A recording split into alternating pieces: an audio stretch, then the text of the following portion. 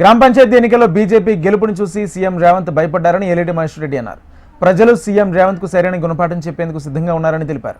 ZPTC MPTC ఎన్నికల వాయిదా వేయడానికి చూస్తే కాంగ్రెస్ నేతల్లో ఓటమి భయం కనిపిస్తుందన్నారు. అసెంబ్లీ సమావేశంలో చర్చపై జెడ్పీటీసీ ఎన్నికలకు సీఎం రేవంత్ రెడ్డి పేర్కొనడం విడ్డూరంగా ఉందంటే అంటున్న బీజేపీ నేత ఏలేటి మహేశ్వర్ రెడ్డితో మా ప్రతినిధి శ్రీనివాస్ ఫేస్ టు ఫేస్.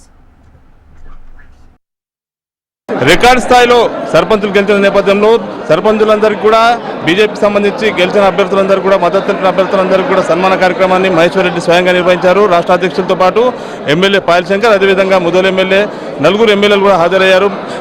గతంలో ఎన్నడలేదు లోకల్ బాడీ ఎలక్షన్స్లో బీజేపీ సత్తా చాటడం అనేది ఉమ్మడి ఆదిలాబాద్ జిల్లా చరిత్రలో మొదటిసారి, రాష్ట్రంలో కూడా మొదటిసారి చెప్తున్నారు. ఎట్లా అంటారు? భారతీయ జనతా పార్టీ ప్రజల్లో ఉంటూ ప్రజాపక్షాన ఈ రాష్ట్ర ప్రభుత్వానికి వ్యతిరేకంగా పోరాటం చేస్తున్న సంగతి మీరు చూస్తూ ఉన్నారు. గత 2 సంవత్సరాలుగా నిరంతరంగా అటు అసెంబ్లీలో కానివ్వండి, ఇటు ప్రజాక్షేత్రంలో కానివ్వండి భారతీయ జనతా పార్టీ పోరాటం చేస్తున్న సందర్భంగా ఈరోజు గ్రామ స్థాయిలో కూడా భారతీయ జనతా పార్టీ బలపడుతున్నదానికి నిదర్శనం ఈరోజు నిర్మల్ నియోజకవర్గంలో దాదాపు 213 మంది సర్పంచులు గెలిచారు. ఈరోజు నిర్మల్లో 128 మంది సర్పంచులకు గాను 80 మంది సర్పంచులు గెలిచారు. ముదోల్లో 181 మంది సర్పంచులకు గాను 103 మంది సర్పంచులు గెలిచారు. ఈరోజు రాష్ట్రంలో అత్యధికంగా నిర్మల్ నియోజకవర్గము, ముదోల్ నియోజకవర్గము, నిర్మల్ జిల్లాలో కలిసి 213 మంది సర్పంచులు, ఉప సర్పంచులు అయితే దాదాపు 250 మంది, గ్రామ వార్డు మెంబర్లు దాదాపు 1300 మంది. మరి ఈ రకంగా తెలంగాణ రాష్ట్రానికి భారతీయ జనతా పార్టీకి నిర్మల్ ఒక బహుమానంగా నరేంద్ర మోడీ గారికి మరి ప్రజలు బహుమానంగా ఇంతమంది గెలిపించి ఇచ్చారు. ఖచ్చితంగా రేపు రాబోయే రోజుల్లో ఇలాంటి ఫలితాలే రాష్ట్ర వ్యాప్తంగా ఉంటాయి. ఖచ్చితంగా రాష్ట్ర వ్యాప్తంగా కలెక్టివ్గా మేమందరం కూడా భారతీయ జనతా పార్టీ నాయకులం అందరం కూడా కలెక్టివ్గా రేపు ముందుకెళ్తాం. సింబల్ లేనటువంటి ఎన్నికలకు రేవంత్ రెడ్డి వెళ్ళి 60% గెలిచాం, 65% గెలిచామంటున్నారు కదా. నిజంగా దమ్ము ధైర్యం ఉంటే మరి ఎంపీటీసీ జెడ్పీటీసీ ఎందుకు పెడతలేడు? అక్కడ సింబల్ ఉంది కదా, ఎందుకంటే ప్రజలు బుద్ధి చెప్తారని భయానికి. మరి నిజంగా కూడా ఆయన సింబల్ ఉన్నటువంటి ఎన్నికలకు వెళ్తే రేపు నిజంగా ఆయన భంగపాటు పడితే అసెంబ్లీలో అన్ని పార్టీలతో చర్చించినాకే ఎన్నికలకు వెళ్తామన్నారు.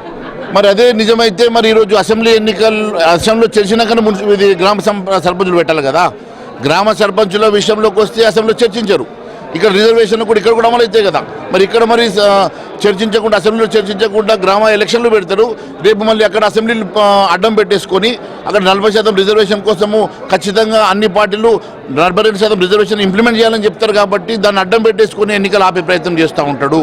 మేము ఒకటే అడుగుతూ ఉన్నాం, ఆయన ఇచ్చినటువంటి మేనిఫెస్టో ప్రకారం 42% రిజర్వేషన్ ఇంప్లిమెంట్ చేయాల్సిందే. అన్నిటికన్నా ముఖ్యం, నిజంగా ఆయనకు దమ్ము ధైర్యం ఉంటే రేపు ఖచ్చితంగా మరి ఎంపీటీసీ జెడ్పీటీసీతో పాటు మున్సిపల్ ఎన్నికలు నిర్వహిస్తే ఈరోజు ప్రభుత్వం మీద ఎంత వ్యతిరేకత ఉన్నదో అది ఖచ్చితంగా బయటకు వస్తుంది.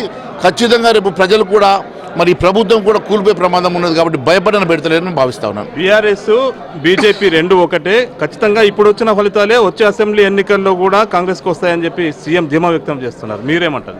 అదే నిజమైతే ఎన్నికలు పెట్టమనండి. సర్పంచ్ పెట్టినాడు కదా, అదే మాదిరిగా ఎంపీటీసీ జెడ్పీటీసీ మున్సిపల్ ఎలక్షన్ పెట్టమనండి. మరి ఎందుకు భయపడుతున్నాడు? ఈరోజు మరి భారతీయ జనతా పార్టీ టీఆర్ఎస్ ఒకటి అంటున్నారు కదా. ఈరోజు త్రిముఖ పోటీ జరిగింది. ఈరోజు నేను ఒకటే చెప్తా ఉన్నాను, గతంలో కాంగ్రెస్ పార్టీతో బీఆర్ఎస్ కలిసి అధికారాన్ని పంచుకున్న సంగతి మనం చూసాం.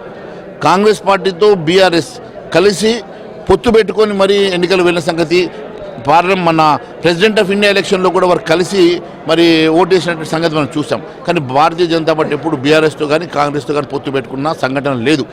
ఎప్పుడు కూడా భారతీయ జనతా పార్టీ ఒంటరి పోరాటం చేసింది. ఎందుకంటే ప్రజలు భారతీయ జనతా పార్టీ పక్షాన నరేంద్ర మోడీ గారి నాయకత్వానికి బలపరుస్తున్నటువంటి సందర్భంగా మేము ఎప్పుడు కూడా భారతీయ జనతా పార్టీ ఎవరి పక్షాన్ని నిలబడాల్సిన అవసరం లేదు. నేను ఈరోజు ఒకటే తెలియజేస్తా ఉన్నాను, రేవంత్ రెడ్డి గారు తప్పించుకోవడానికి ఏదో ఒక రకంగా ఎన్నికల్లో వాయిదా వేసే ప్రయత్నం చేస్తున్నాడు తప్ప ఆయనకు ఎన్నికల్లో పోటీ చేయాలన్న ఆలోచన లేదు. ఎందుకంటే ప్రజలు బుద్ధి చెప్తారన్న విశ్వాసమైన ఫుట్బాల్ దిగ్గజాన్ని పట్టుకొచ్చినా కూడా బీజేఎల్పీ కానీ బీజేపీ నేతలు విమర్శించారు. ఖచ్చితంగా క్రీడల అభివృద్ధి కోసం తాము కృషి చేస్తుంటే దీన్ని కూడా విస్మరిస్తున్నారని చెప్తున్నారు. ఏమి 5 నిమిషాల ఆట కోసం నువ్వు మెస్సీని తీసుకొచ్చేసి 100 కోట్ల రూపాయలు ప్రభుత్వ ధనాన్ని దుర్వినియోగం చేసి ఈరోజు నువ్వు దాన్ని కూడా రాజకీయం చేస్తూ ఉన్నావు కదా. అదే 100 కోట్ల రూపాయలతోటి గ్రామీణ ప్రాంతంలో అనేకమైనటువంటి నువ్వు హాస్పిటళ్లలో మందులు సప్లై చేయొచ్చు, మరి విద్యా సంస్థల్ని నువ్వు ఇంప్రూవ్ చేయొచ్చు. ఎడ్యుకేషన్ ప్యాటర్న్ని పెంచవచ్చు. 100 కోట్ల రూపాయల ప్రజాధనాన్ని ఈరోజు దుర్వినియోగం చేసి మెస్సీతో 5 నిమిషాలు నీ కోరిక తీర్చుకోవడానికి నీ ఫ్యాంటసీ కోసం ఈరోజు వారిని తీసుకొచ్చేసి ఏం సాధించినావు? ఇలా 100 కోట్ల ప్రభుత్వ ధనాన్ని ఖర్చు పెట్టి నువ్వు ఏం సాధించినావు? ఈరోజు మేము ఒకటే అడుగుతా ఉన్నాం.